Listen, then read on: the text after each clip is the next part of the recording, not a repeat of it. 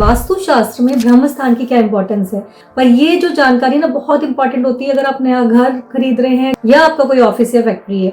ब्रह्म स्थान की ना बहुत ज्यादा इंपॉर्टेंस होती है। यहाँ पर टॉयलेट बाथरूम्स नहीं होने चाहिए। अगर आप यहाँ टॉयलेट बाथरूम्स बनवाएंगे तो डेफिनेटली आपके घर में इश्यूज शुरू हो जाएंगे।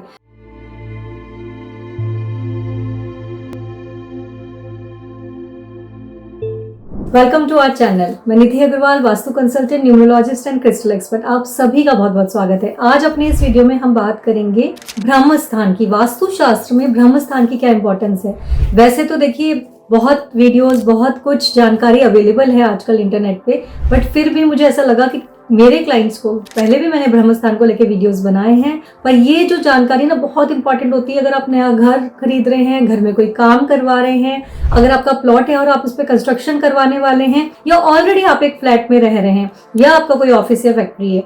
ब्रह्म स्थान की ना बहुत ज्यादा इंपॉर्टेंस होती है क्योंकि ये जो होता है ये हमारे प्रॉपर्टी का सेंटर पोर्शन होता है। यानी कि अगर आप प्रॉपर्टी को वन थर्ड पार्ट में डिवाइड करते हैं, मतलब तीन पार्ट्स में डिवाइड करते हैं, और हॉरिजॉन्टली वर्टिकली डिवाइड करने के बाद जो सेंटर वाला पोर्शन होता है that is called Brahma region, which is 1/9 portion of your property. ये जो है ना, इसमें ब्रह्म पॉइंट होता है, जो इसका इंटरसेक्शन पॉइंट है that is called Brahma point, which is the naval point of your property. जैसे हमारी बॉडी में नेवल होती है, नाभि होती है, उसी तरीके से हमारे घर में भी ये, या हमारे ऑफिस में भी ये नाभि का काम करती है।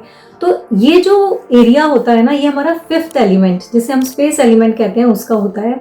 ये जो एरिया है, पहले के ज़माने में खुले चौक होते थे। आप सभी को इस बारे में पता होगा कि खुले चौक किस तरीके से ऊपर ओपन टू एयर होते थे, क्योंकि यहाँ ना बहुत सारी एनर्जीज जो हैं वो घूमती हैं, बहुत सारी एनर्जीज जनरेट होती हैं, क्योंकि सारे जो डायरेक्शंस हैं वो यहीं पर आके घर में मिलते हैं। तो बहुत हाई एनर्जी का जोन होता है। तो ये जितना हल्का रहेगा, जितना खुला रहेगा, यहाँ पर टॉयलेट बाथरूम्स नहीं होने चाहिए। अगर आप यहाँ टॉयलेट बाथरूम्स बनवाएंगे तो डेफिनेटली आपके घर में इश्यूज शुरू हो जाएंगे। यहाँ पर आपका किचन बर्नर नहीं होना चाहिए। यहाँ पर आप कोई बोरिंग ना करवाएं कभी भी। यहाँ पर किसी तरीके का भी पिलर, कॉलम जो होते हैं वो नहीं होने चाहिए। कोई गड्ढा नहीं होना चाहिए। यहाँ पर आप कभी भी अपने घर का मंदिर ना प्लेस करें। इस एरिया में कभी भी आप कोई बाहरी चीज, ये जो सेंटर पॉइंट है, इस एरिया में कोई भी हैवी चीज रखने से बचे। अगर आपकी कोई वॉल इस पॉइंट के ऊपर आ गई है तो ये मान के चलेगा कि वो जो है, हम उसको कहते हैं कि डिप्रेस्ड हो गया है घर का जो सेंटर पॉइंट है। उस केस में घर में बहुत सारी डिफरेंट तरीके की प्रॉब्लम्स आती हैं। अब इसमें आप कर क्या सकते हैं, अगर मान लीजिए ऐसा हो जाता है तो उसमें भी बहुत सारी तरह की रेमेडीज होती हैं। हमें कलर्स का ध्यान रखना चाहिए, एलिमेंट का ध्यान रखना चाहिए। तो सबसे पहली बात, हमेशा ब्रह्म स्थान में हल्के कलर्स होने चाहिए। जैसे ऑफ वाइट होता है, व्हाइट होता है, या लाइट येलो कलर होता है। ऐसे कलर्स हमेशा ब्रह्म स्थान में करवाएं। कभी भी डार्क कलर करवाने से बचें। ब्रह्म स्थान में जो वॉल्स वगैरह आ जाती हैं हमारे रूम्स की, वो चलती हैं क्योंकि आजकल ऐसे पूरा खाली होना तो पॉसिबल नहीं है प्रैक्टिकली।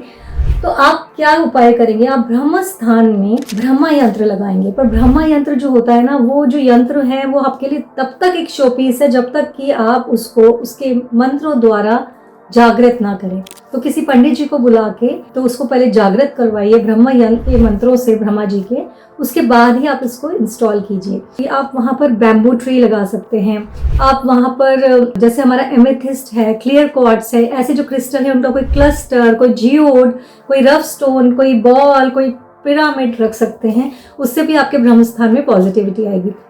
पर ये तो मान के चलिए कि जितना आप ब्रह्म स्थान को खाली रखेंगे, ओपन रखेंगे, और उसका जो इंटरसेक्शन पॉइंट, जो नाभि पॉइंट मैं बता रही हूँ वो है, तभी आप उसके पॉजिटिव रिजल्ट्स पा पाएंगे।